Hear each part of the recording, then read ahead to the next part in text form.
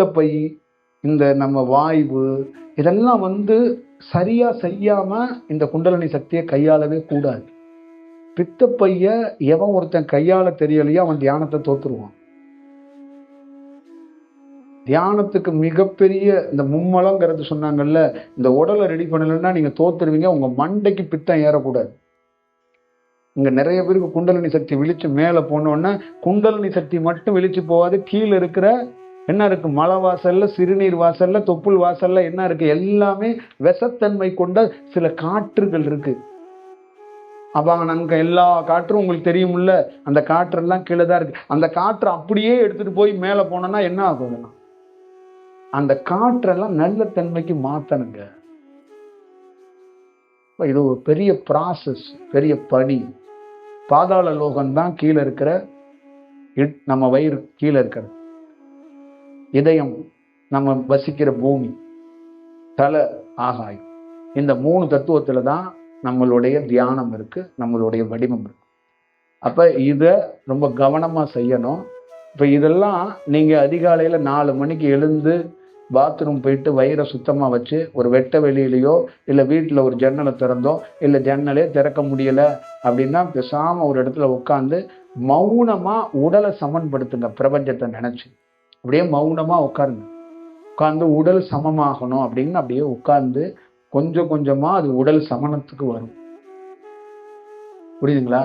இந்த மாதிரி இருக்கிறவங்க ஸ்பீக்கர்ல பாட்டு கேட்கக்கூடாது, ஹெட்ஃபோன்ல பாட்டு கேட்கக்கூடாது, என்ன மாதிரி கிறுக்கு பிடிச்சவங்கள பார்க்கக்கூடாது, யூடியூப்பை பார்க்கக்கூடாது. இன்னும் மேலும் அதிகமாயிடும். சாமி அதிகமாக ஆடுவீங்க, மாரியம்மன் கோயிலுக்கு பாட்டுக்கு ஆடினீங்க, அப்புறம் கருசுவாமி பாட்டுக்கும் ஆடுவீங்க.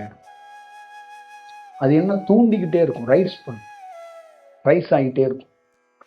அப்போ ஒருத்தருடைய நரம்பு தவறா விழிச்சிருச்சு, தவறா டைரக்ஷன்ல இருக்குன்னா கூட அவருக்கு உண்மையிலேயே தியானம் நடக்கிற மாதிரி, பெரிய அனுபவம் நடக்கிற மாதிரி அவருக்குள்ள இருக்கும். அவர் இந்த மாதிரி கோயிலுக்கு போகும்போது, ஜீவ சமாதிக்கு போகும்போது, பாட்டு கேட்கும் போதெல்லாம் உடல்ல கண்ணா பொண்ணான்னு அவர் அறியாமையே ஒரு வேலை நடக்கும். அப்பெல்லாம் அவருக்கு என்ன பண்ணணும்னா அவர் உடலை முதல்ல சமன்படுத்தணும். அப்ப இந்த மாதிரி ஹெட்ஃபோன் இந்த மாதிரி விஷயங்கள்லாம் குறைச்சிட்டு மௌனத்துக்கு அவர் கொஞ்சம் மாறணும். அப்போ ஒரு ஒரு ஒரு ஒரு 2-3 மாசம் இதை சமன்படுத்தினா மட்டும்தான் அப்ப உடல் ஒரு நிதானத்துக்கு அப்படியே வரும். அப்பதான் ஒரு சமநிலைக்கு வரும். இந்த உலகத்துல எவனாவது ஒருத்தன் தியானம் பண்ணவன் உடல் சரியில்லாம தியானத்துல சாதிச்சேன்னு சொல்லியிருக்கிறானா? தியானம் பண்ணி சாதிச்சதுக்கு அப்புறம் தான் என் உடலை பத்தி, உடல் ஒண்ணும் இல்லை, உடல் வேண்டாம், ஆன்மாவே பெருசுன்னு சொல்லியிருக்கிறான். அதுக்கு முன்னாடி அவன் எவ்வளோ துன்பத்துல இருந்தாலும் அந்த உள்முகமாக அந்த உடலுக்குள்ள ஒரு வேலை நடந்திருக்குல்ல, அந்த உடலை பார்த்துருக்காங்க, அப்படி ஒண்ணு இருக்கு. அப்ப நாமெல்லாம் பல்வேறுபட்ட உணவு முறைகளை எடுத்துக்கிறோம், பல்வேறுபட்ட முறைகள்ல நம்ம வாழ்றோம். அப்ப நம்ம அந்த பித்தம், அந்த கபம், அந்த மாதிரி வாயு இதெல்லாம் நமக்குள்ள எப்படி வேலை செய்யணும் நமக்கே தெரிய வேண்டாமா? தியானம்ங்கிறது என்ன பெரிய சூடுங்க. உடல்ல ஒரு மனிதன், ஒரு ஆண் பெண் அப்படின்னா, ஒரு பெண்ணு 30% சூடா இருப்பா, ஒரு ஆண் 45% சூடா இருப்பான். 45% சூடா இருக்கனாலதான் அவன் ஆம்பளை, 30% நீ சூடா இருக்கனாலதான் நீ பொம்பளை. அதனாலதான் இந்த 30% சூடா இருக்கிற பொம்பளைய நிலவும் பாங்க, 45% சூடா இருக்கிறவன சூரியன் பாங்க. இந்த சூடும் இந்த நிலவும் இந்த சூரியனும் சேர்ந்தா இதுகிட்ட நட்சத்திரம் மாதிரி ஒரு புள்ள பிறக்கும். புரியுதுங்களா? இப்ப தாம்பத்தியங்கிறதே சூடுதான், 2 சூடு சேர்ந்தா ஒரு குழந்தை வரும். அப்ப தியானத்துல 2 சூடையும் ஒண்ணு சேர்க்கறதுக்கு போராடுறான் ஒரு தியானமா. இதுதான் விஷயம். அப்ப இரு சுவாசம், இரு சூடு. அப்ப இந்த இரு சூடை ஒண்ணு சேர்க்கறதுக்கு ஒருத்தன் போராடுறான். அப்ப என்ன ஆகுனா சூடு அதிகமாகும். அப்ப உடல் தன்மையில நீ இருக்கிற இந்த ஃபார்முலாவிலே மாறிடும், எல்லாம் மாறிடும். உன்னோட வீட்டுக்கு தூரம் மாறிடும், உன்னுடைய உடல்ல இருக்கிற எல்லா தன்மையும் மாற தொடங்கும். அப்ப இதெல்லாம் நீ ரொம்ப நிதானமா, ரொம்ப கவனமா, நீ படிப்பனையா கையாள வேண்டாம். உன்னுடைய பிரபஞ்சத்துக்கிட்ட இருந்து நீ ஆத்மார்த்தமா இருந்தன்னா நீ எப்படி உன்னை வழி நடத்தணுமோ அது மறைப்பொருளாக இருந்து வழி நடத்துங்கிறான். இதுக்கு ஒரு கால் சென்டர் மாதிரி போன் பண்ணி, குருநாதா என் உடம்பு ஆடுது, எனக்கு சுவாசம் சரியில்லைன்னு, அதெல்லாம் இங்க எவனாலையும் சொல்ல முடியாது. யாரும் இதெல்லாம் ஆராய்ச்சி பண்ணி கண்டுபிடிச்சு சொல்றதெல்லாம் ஒரு காலகட்டத்தில் இருந்தான், பெரிய பெரிய வைத்தியன் இருந்தான். பார்த்தோன்னே சொல்லிடுவான் உடல்ல என்ன நாடி ஓடுது, என்ன விஷயம்னு. நாடி பிடிச்சு சொல்ல மாட்டான், பார்த்தாவே சொல்லுவான். அவன் சித்தர்லாம் கிடையாது, அவனுக்கு அப்படி ஒரு சித்து கிடைச்சிருக்கு. அது ஒரு சித்து, பார்த்தாவே சொல்லிடுவான் அவன் உடல்ல என்ன பிரச்சனைன்னு. அவனை நம்ம ஊர்ல சித்தர்ன்னுறாங்க, அது கிடையாது. இப்போ சொல்றதெல்லாம் பழிக்குது இல்லை, அவனு சித்தர் கிடையாது. சித்தருங்கிறவன் எவன்னா ஒண்ணுமே இல்லாம போறான் பாருங்க, இவரை மாதிரி இவங்க சித்தர். ஒண்ணும் இல்லை, எம்டினஸ்ங்கிறாங்க பாருங்க, அவங்க தான் சித்தர். ஏதாவது ஒரு பொருளை கையில வச்சிருந்தானா அவன் பேர் சித்தர் கிடையாது. புரியுதுங்களா? ஒண்ணும் இல்லாம மாறணும், அதான் விஷயம். அப்ப நம்ம உடலுக்குள்ள பல்வேறுபட்ட பருவ மாற்றங்கள் நம்ம உணவு எல்லாத்துலயும் இருக்கு. அப்ப நம்ம என்ன பண்ணணும்னா, அந்த சரணாகதியை அதிகாலையில நம்ம கரெக்டா அடைந்து அந்த பிரபஞ்சத்திட்ட காத்திருக்கும் போது எவனோ ஒரு காற்றாக நம்மளை வழி நடத்துவாங்க. நான்லாம் தியானத்துல வளர்ந்ததுக்கு முக்கியமான காரணம், இந்த மேற்கு தொடர்ச்சி மலையில பல்வேறுபட்ட மலைத்தொடர்கள்ல சூட்சமங்கள்ல அங்க தியானத்துல அமர்ந்திருக்கும் போது ஒரு காற்று நம்மளை வழி நடத்துனுச்சு, நம்மளை வாழ்வழிச்சிச்சு, நமக்கு வாழ்க்கை கொடுத்துச்சு. அப்ப பல மாதங்கள் பல வருடங்கள் தமிழ்நாட்டுல இந்தியாவில் நடந்து கொண்டே இருந்தோம். அந்த கால் இந்த 10 நாள்ல தான் நான் என் காலில் செருப்பு போடுறேன். பல ஆண்டு ஆயிடுச்சு செருப்பெல்லாம். நான் போகாத மலைத்தொடரே கிடையாது. அப்ப அந்த மலைத்தொடர்கள்லாம் நமக்கு என்ன கிடைச்சிச்சு அப்படின்னா, அந்த சுவாசத்திலிருந்து ஒரு வழிகாட்டுதல் கிடைச்சிச்சு. நம்ம அங்கங்க போயிடாம நம்மளை நிறுத்தி நிறுத்தி நிறுத்தி நிறுத்தி நம்மளை அப்படியே ஒரு வழிகாட்டுச்சு. நம்மளை ஒரு மலைத்தொடருக்கு போறோம், ஒரு தியானம் கிடைக்குது, நமக்குள்ள ஒரு பரவசம் ஆகுது, ஒரு காட்சியை பார்க்குறோம், வெளியில நண்பர்கள்ட்ட விவாதிப்போம்ல. அப்ப நகரத்துக்குள்ள வந்துட்டோம். அப்ப நகரத்துக்குள்ள வந்தோன்னா நகரம் ஃபுல்லா தியானம் பண்றாங்க, நண்பர்கள் கருத்துக்களை பேசிக்கிட்டு இருக்காங்க. நமக்கு நடந்த அனுபவத்தை தானே ஷேர் பண்ணணும். இது ஷேர் பண்ண கூடாது. ஏன்னா இந்த அலைவரிசை வந்தது போகாது, உள்ளேயே இருக்கும். அப்ப உள்ளேயே இருக்கிற அலைவரிசை என்ன தெரியுங்களா பண்ணோம், திருப்பியும் இன்னொரு இடத்துக்கு போறதுக்கு வழியை தான் காட்டும். நீ இப்படியே இங்க பேசிக்கிட்டு இருந்தனா வீணா போயிருவ. சக மனிதனால் உன் தியானத்துக்கு விளக்கம் கொடுக்க முடியாது, அதை கெடுத்து விடவும் இல்லை உன்னை பார்த்து போராமப்படதான் முடியும். அப்ப உள்ள ஒரு அலைவரிசை இருந்து தூண்டும். என்ன தூண்டும்? நாளைக்கு காலையில இந்த மலைக்கு போகணும், இந்த மலைக்கு, அந்த மலைக்கு நீ போகலன்னா உன் செல்லையோ எவன் மூலியமாகவோ அந்த இடத்த உனக்கு காட்டி கொடுக்கும். நான் நடந்து போய்கிட்டே இருப்பேன், ஒரு லாரியில ஒரு படம் ஒட்டியிருக்கும், அந்த இடத்துக்கு போடா அப்படின்னு எனக்கு வரும். சும்மா லாரி கிராஸ் பண்ணி போவோம், நடந்து போவேன், ஒரு புகைப்படம் இருக்கும், பார்த்தா அங்க ஒரு வித்தியாசமான மலைத்தொடர், அங்க ஒரு குகை இருக்கும், அங்க போய் உட்கார்ந்துருப்பேன். அந்த லாரியில இருந்த புகைப்படம் என்னன்னா ஒரு பாம்பு. அந்த பாம்பு சம்பந்தமான ஒரு இடத்துக்கு போடான்னா உள் உணர்வு அங்க போ வைக்கும். அதுக்கு காரணம் உள்ள இருக்கிற அலைவரிசை என்னன்னா அது வழி நடத்துது. அப்ப நம்மள மனம் வழி நடத்துது இல்ல, அந்த மாதிரி இந்த அலைவரிசை உள்ள வந்துருச்சுன்னா அவர் என்ன பண்ணுவாருன்னா அவர் வழி நடத்துவார்.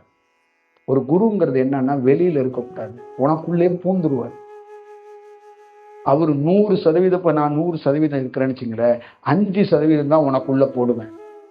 90% பொண்டாட்டி பிள்ளைய பார்த்துட்டு ஒரு கையில பிடிச்சிக்க, 5% தியானத்தை பிடிச்சிக்க. ஒரு கையில தியானம், ஒரு கையில குடும்பம். அப்ப 90% வீடு சம்பந்தமா ரிலேட்டடா நீ யோசிச்சுக்கிட்டே இருப்ப. 5% நான் என்ன பண்ணுவேன்னா, நீ என்ன நோக்கி வா, இந்த மலையை நோக்கி வா, குகையை நோக்கி வா அப்படின்னு உன்னை கூப்பிட்டுக்கிட்டே இருப்பேன். அப்ப நீ என்ன பண்ணுவ, 20 நாள் பொண்டாட்டிக்காக வேலை செய்வ, 10 நாள் எனக்காக ஒதுக்கிட்டு ஓடியாந்துருவ. நீ வரவே இல்லைன்னா 5% பத்தாதுன்னு நான் 15% உள்ளத்துக்கு போடுவேன். அப்பையும் நீ வரலன்னா இன்னொரு 5% எக்ஸ்டெண்ட் பண்ணுவேன். அப்ப நீ தானா வருவ. மகுடி ஊதுனா எவ்வளோ பெரிய நாகமா இருந்தாலும் புத்துலேருந்து தவத்தை களைச்சிட்டு கூட வெளியில வரும். அந்த மாதிரி இந்த அலைவரிசைக்கு எந்த மனிதனும் தப்பிக்க முடியாது. வந்துருவான் வெளியில. அப்ப வருவான், வந்து என்ன பண்ணுவான், ஒவ்வொரு இடமா அங்கங்க போய் நிற்பான். அப்ப என்ன பண்ணும், உண்மையான அலைவரிசை அப்படியே உள் உணர்வா அங்கன உட்காரு. ஊரே சேர்ந்து உள்ள போய் சாமி கும்பிடுது, அங்கன உட்காரு. அங்கன எவனுமே உட்கார மாட்டான், நம்ம அங்க உட்காரணும். ஏன்னா அங்கதான் உனக்கு தேவையானது இருக்கு. ஊரு போய் இருக்கிறது மனிதன், அங்க போய் நீ என்ன பண்ணுவ, உனக்கு தேவையான பொருள் கிடைக்காது, இங்கே உட்காரு, இங்கே உட்காருவான். அப்படியே அவனுக்குள்ள ஆழ்ந்து போவான் ஒரு 15 நிமிஷம் 20 நிமிஷம். அப்புறம் அவனே விழிப்பான். அவன் எப்படி விழிக்கிறான் அப்படின்னா, தியானத்தை முடிச்சுட்டு கையை இப்படி, இது கிடையாது, அவனே உள்ள விழிப்பை ஏற்படுத்துவான். அப்படி இப்படி இப்படி இருக்கிறத அவனே ஒடுங்கிடுவான். தியானம் நடக்கும். அப்படியே மௌனத்தில் நம்ம எங்க இருக்கிறதே தெரியாம ஆழ்ந்து போயிடும். அப்புறம் அவனே அப்படி கொஞ்சம் கொஞ்சமா அப்படி விழிப்பான். நமக்குள்ள ஒரு விழிப்பு வரும். நம்மளுடைய நாடி நரம்புகள் எல்லாம் ஓடும். காலில் சின்ன சூறை இருக்கும், எல்லாமே இருக்கும். அப்படியே ஒரு ஆழ்ந்து போய் பாதி கண்ணில் அப்படியே கண்ணெல்லாம் அப்படி சிமிட்டி அப்படியே ஒரு செயலில் அப்படியே கண்ணை விழிச்சு எங்கடா இருக்கிறோம், எந்த ஊர்லடா இருக்கோம் எப்படிங்கிற மாதிரி பார்த்து தடுமாறி எந்திரிச்சு பக்கத்தில் ஏதாவது தண்ணியை குடிச்சிட்டு ஆனந்தத்தில் அப்படியே கண் கலங்கும். ஏதோ ஒன்று நடந்திருக்கு. மனிதத்தன்மை வந்துடும். ஆனால் நடந்த பரவசத்தை அந்த உடல் அவ்வளோ என்ஜாய் பண்ணிக்கிட்டு இருக்கும். அந்த உடல் அப்படியே சுகத்திலேருந்து வெளியில வராது. ஒரு தண்ணியை குடிச்சிட்டு எவனாவது பக்கத்துல பேசுவான், என்னாச்சு என்னாச்சு, பேசவே முடியாது. அந்த மௌனம் அப்படியே ஆழ்ந்து அப்படியே நடந்து வருவோம். போய் அப்படியே சாப்பிட்டு தூங்கிடு. அடுத்தது உன்னை நான் கூட்டிட்டு போவேன். இப்படிதான் ஒரு குரு வழிகாட்டுவார், ஒரு குரு வளர்ப்பார். ஒரு குருவோட ரோல் இதுதான். அப்ப 90% ஒரு நாள் உன் குருவே உனக்குள்ள மாறுவார். அது எப்ப மாறுவார்னா, உன் பொண்டாட்டிக்கு, உன் பிள்ளைக்கு, உன் குடும்பத்துக்கு சொல்யூஷன் என்ன அப்படிங்கிறத கண்டறிஞ்சிச்சார்னா, நீ அங்க தேவைப்பட மாட்ட அப்படின்னா தூக்கிடுவார் ஒண்ணு. வா மகனே வந்துரு, அரிசி வாங்கி கொடுக்க ஆள் வந்துட்டான் நீ வா, காய் வாங்கி கொடுக்க ஆள் வந்துட்டான் நீ வா. பொண்டாட்டி காமம் அப்படின்னா, காமத்தை நான் எடுத்து விட்டுட்டேன் நீ வா, அவன் இன்னொருத்தனை தேட மாட்டா. இதான் விஷயம். ராமகிருஷ்ணன் விவேகானந்தன நீ வா அப்படின்னாரு. அப்ப அம்மா சுத்தி இருக்கிற பிரதர்ஸ் யாரும் விட மாட்டாங்க. அப்ப இவர் என்ன சொன்னாரு, ராமகிருஷ்ணன் ஒரு கிறுக்கன் அல்ல, அலைவரிசை. என் அலைவரிசை என்னன்னு நீ தெரிஞ்சுக்கோடா நரேன் அப்படின்ட்டு உட்காந்துக்கிட்டாரு. அப்ப தூக்கி உள்ள போட்டாரு. 10 குருநாதர் நினப்பாவே இருந்தாரு. 15 காளி நினப்பு, 17 18 20 தானா வந்துட்டாரு. இங்க உட்காந்துட்டு இருக்காரு இவர்கிட்டே. இதுதான் விஷயம். அப்ப ஒரு நாள் என்னாச்சு, 20 60 ஆனிச்சு, 60 70 ஆனிச்சு, 80 ஆனிச்சு, சிக்காகோ போயிட்டார். புரியுதுங்களா? இப்ப இதுதான் வளர்ச்சி, இதுதான் வழிகாட்டுதல். அப்ப இதுக்குள்ள பல்வேறுபட்ட உள்ள இருக்கிற குருநாதர் ஐடியா கொடுப்பான். இருமல் வருது, வறட்டு இருமல் வருது, ஜுரம் வருது, தியானத்திலே துன்பம் வருது, பித்தம் தலைக்கு ஏறிடுச்சு, இல்ல உடல்ல கழிவு அதிகமாயிருச்சுன்னா இதுக்கெல்லாம் மருந்து அவனே கொடுப்பான். எவனும் மருந்து விற்கிறதுக்கோ மருந்த உனக்கு ஐடியாவோ போன்ல ஐடியாவோ கேட்க விட மாட்டான். எந்த ஞானி காட்டுக்குள்ள உட்காந்து வாட்ஸ்அப் யூஸ் பண்ணி எனக்கு பித்தம் தலைக்கு ஏறிடுச்சுன்னு மருந்தை எவன் போய் வாங்கிட்டு வந்தான்? எந்த சித்த மருந்தை அரைச்சு குடிச்சு ஞானத்தை அடைஞ்சான்? இல்ல. அவனுக்குள்ளே உள் உணர்வுல அந்த குரு காட்டி கொடுத்துருவாரு. டே இங்க போடா, அங்க ஒருத்தன் இருக்கிறான், இதை சரி செஞ்சு விட்டுருவான், நீ போ. இதை சமன் பண்ணுவான், நீ அங்க போ. இதான் வடிவம். புரியுங்களா? பெரிய குழப்பத்துல நின்றுகிட்டே இருந்தேன். பஸ் 4 பஸ் வந்துகிட்டே இருக்கு. எந்த பஸ் ஏறுறதுன்னு எண்ணிக்கிட்டே இருக்கிறேன். ஒன்று பழனி, இன்னொன்று சென்னை, இன்னொன்று திருச்சி. இதில் ஏதோ ஒன்று ஏறுவோம், எங்கே போகிறேன்னே தெரியல, ஏறுவோன்னு எண்ணிக்கிட்டே இருக்கேன். 4ஆவதா ஒரு பஸ் வந்துட்டு அதில் ஏறிட்டேன். அது பார்த்தா கன்னியாகுமரி. வாழ்க்கையே மாற்றி பிடிச்சு. அந்த முக்கடல்ல விவேகானந்தருக்கு எந்த இடத்துல பூ பொத்துச்சு, அதே மாதிரி லைஃப்ல அந்த முக்கடல்ல அந்த பாறையில ஒரு வேலை. நீ இந்த மாதிரி ஃபார்முலாலாம் இல்லைன்னு அது வேற ஒரு வடிவத்தை, அங்க ஒரு தியானம் அங்க கிடைச்சிச்சு. அங்க தியானம் கிடைக்கிறதுங்கிறதுங்க, ஒரு அலைவரிசை கிடைச்சிரும். அந்த அலைவரிசை உன்னை வழி நடத்தும். இப்ப நான் வந்திருக்கிறேன், உனக்கு தெரிஞ்சோ தெரியாமலோ தேவையானவனுக்கு போயிருங்க. அதுக்கு இந்த ஹோட்டல் நடத்துறாருல அவருக்கு நன்றி சொல்லிடு, போயிரும். நீ எவ்வளவு பெரிய மாஸ்டர் குருவை பிடிச்சுக்கிட்டாலும் உன்னை ஏதோ ஒரு வடிவத்துல வழிகாட்டிக்கிட்டே இருக்கும். உன் நோய்க்கோ, உன் குடும்பத்துக்கோ, உனக்கு செயலுக்கோ உன்னை உள் உணர்வுல வழிகாட்டுவோம். அது நீயே சிந்திக்கிற மாதிரி தான் சில நாள் நினைப்ப. ஒரு காலகட்டத்துக்கு மேலதான் அது குருவா பிரபஞ்சமா, அது யார் வழிகாட்டுறா, எப்படி வழிகாட்டுறா, ஒரு மேஜிக் மாதிரி நடக்கும். பிரபஞ்சங்கிறதும் தியானம்ங்கிறதும் மேஜிக் தான். பைபிள்ல இருக்கிற ஒவ்வொரு வார்த்தைக்குள்ளேயும் உயிர் இருக்கு, உண்மை இருக்கு, இல்லைன்னு சொல்லவே முடியாது.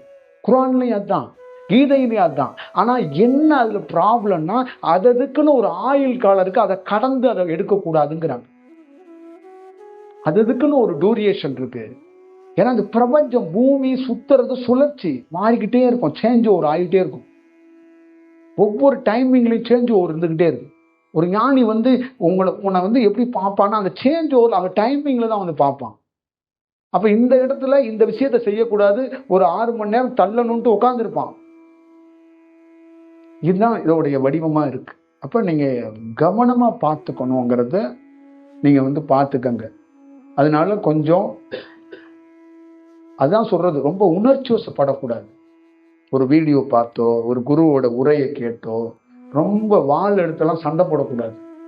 ஏன்னா தியானத்துல எல்லாம் ராஜராஜ சோழனே தோத்து போயிடுவான்.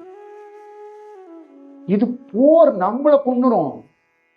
இது மோசமான போர். இந்த போர்ல எல்லாம் போய் அங்கெல்லாம் ஜெயிக்கிறதுக்கெல்லாம் எவ்வளவு பெரிய ஆனானப்பட்டவெல்லாம் தோத்து போயிருக்காங்க. நீங்க இந்தியாவுல தேர்ன குருன்னு பாத்தீங்கன்னா ஒரு 25 பேர் தான் இருப்பான். 1 கோடி பேர் தேராத குரு தான். நீங்க எல்லா வரலாறு தானே இருக்கு, மாண்டு போயிடுவாங்க. நிஜம் நிஜத்தோட கற்பனை அதோட நிஜம் மாதிரி தெரியும். புரியுதுங்களா? அப்ப நம்ம ரொம்ப அதெல்லாம் ரொம்ப சின்சியரா ஒரு இயல்பா, அந்த இயல்பு ஒருத்தாதாங்க ஒரு குரு உள்ள வருவாருங்கிறாங்க. என்னை வச்சு நீ வியாபாரம் பண்ணிடுவேன்னா நான் எப்படி வர முடியும்? அதாங்க ப்ராப்ளம்.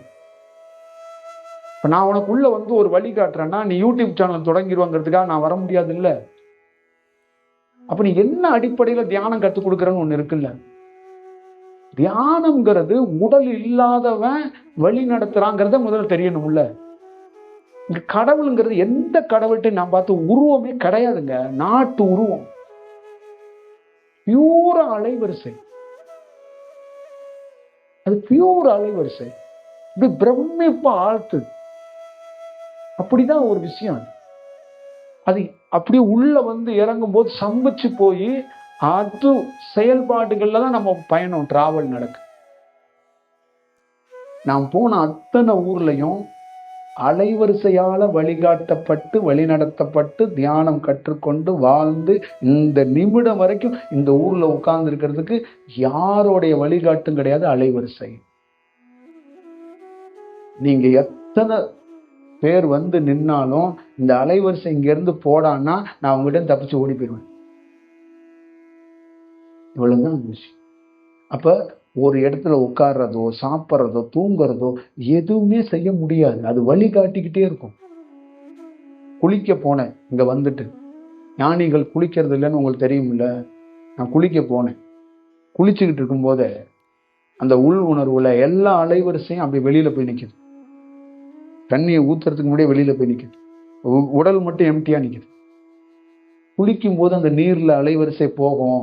இந்த இடத்துல அந்த அலைவரிசையை நான் கொடுக்க முடியாது. நீ குளிச்சு முடிச்சுட்டு துவட்டிட்டு வா, நான் உள்ள வந்து அட்டாச் ஆகுறேன். பாத்தீங்களா? இதெல்லாம்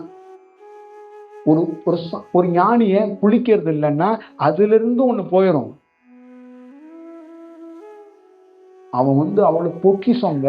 அதனாலதான் அந்த அலைவரிசை பொக்கிசம். ஒரு ஞானம்ங்கிறது பொக்கிசம். அதெல்லாம் உயிர் துளிகள், எல்லாமே ரேடியேஷனுங்க அப்படிங்கிறது. அப்ப நம்ம வந்து அதை அவசியமா அது எப்படி கையாளுதுன்னு நீங்க பாருங்க. அதுகிட்ட போய் நீங்க போய் ஏதாவது சொல்ல முடியுமா? இந்த மாதிரி ஒரு ஆள் வழிகாட்டி வழி நடத்தி அவரால வழிகாட்டப்பட்டு அவரால வழிகாட்டி தான் நான் வர்றேன். விமானம், காரு, சேவை இதனால இல்ல. நீங்க அதை வந்து உண்மையா புரிஞ்சுக்கணும். நீங்க உங்களுக்குள்ள இந்த மாதிரி ஒரு விஷயத்தை கடத்துறது என்னன்னா, பியூர் தியானம் உனக்கும் அதுதான் இருக்கும். உனக்குள்ள ஒரு தியானம் இருக்கு பாத்தியா, உனக்குள்ள ஒரு தேடுதல் இருக்கு பாத்தியா, அது யாரோடைய அலைவரிசையோ உள்ள இருக்கு, அதுதான் உன்னை தேட வைக்குது. புரியுதா? அது தீமை அலைவரிசையா இருந்தாலும் நன்மை அலைவரிசையா இருந்தாலும் அந்த அலைவரிசை தான் உன்னை அலக்களிக்குது, உன்னை அந்த வேலையை பார்க்குது. இவ்வளவுதான் விஷயம். இப்ப அலைவரிசையே இல்லாதவனுக்கு அதான் ஆசை, அதான் மனம். அவனுக்கு என்னன்னா இந்த உலகத்தை ரசிக்கணும், உலகத்தை பார்க்கணும், உலகத்தை கொண்டாடணும், நம்ம ஏதாவது பண்ணிக்கணும், அது இதுன்னு சொல்லி ஓடுறான்ல, இதுதான் விஷயம். அப்ப ஓடுறவனை தடுத்து ஆட்கொள்வது. பட்டினத்தான் அவ்வளவு பெரிய நகை வியாபாரி, அவ்வளவு பெரிய செல்வந்தராக இருந்தவனை அந்த அலைவரிசை உள்ள பூந்தவன அவனுக்குள்ள என்னன்னா, இது நம்ம வீடு இல்லை அப்படின்னு அவனுக்கு தெரிஞ்சிருச்சு.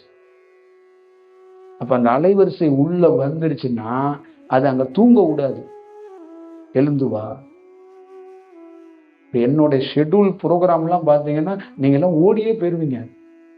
என் கூட இருக்கிறவங்க அத்தனை பேரும் 525 வகுப்பு தமிழ்நாட்டுக்குள்ள நடத்தி இருக்கிறேன். என்னுடைய வகுப்புல கார் ஓட்டுறவங்கல இருந்து கூட இருக்கிறவனுக்கு என்ன நடக்குதுன்னே தெரியாது. என்ன என்ன ஒரு ஒரு ஒரு ப்ரோக்ராமும் தெரியாது, எந்த ஷெட்யூலும் கிடையாது. இப்படியே போப்பா, அந்த வே போ போ போ அப்படின்னு சொல்லிக்கிட்டே இருப்போம். இப்படியே போவான். அந்த அந்த இடத்துல போய் 2 பாதை பிரிதா, அங்கிட்ட மேல மலை மேல போடா, அப்படியே மலை மேல அப்படியே போயிட்டு அங்க நிறுத்திக்க அப்படின்னா அங்க நிறுத்தி இங்கேயே தங்குவோம். ஏதாவது ரூம் பாரு, ஏதாவது ஊரு சொல்லி போகணும்ல.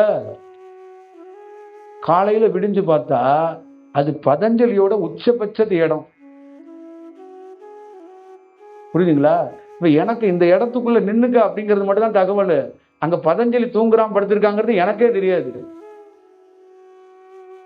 இப்ப இவன் கூட இருக்கான்ல, ஓட்டுறான்ல, இவனுக்கும் தெரியாது. ஏதோ போறாரு போறோம். அவன் ஒரு நாள்னா பரவாயில்ல, அவன் பல நாள் இந்த மாதிரி இருக்கனால அவன் என்ன சொல்லிட்டான், ப்ரோக்ராம்லாம் கேட்காதீங்க, எங்க ஐயாவை வந்து பார்க்கணும், எல்லாம் கேட்காதீங்க, எனக்கு தெரியாதுன்னா யாரும் நம்ப மாட்டாங்க. ஏதோ இவர் சும்மா சொல்றாங்க அப்படிமா.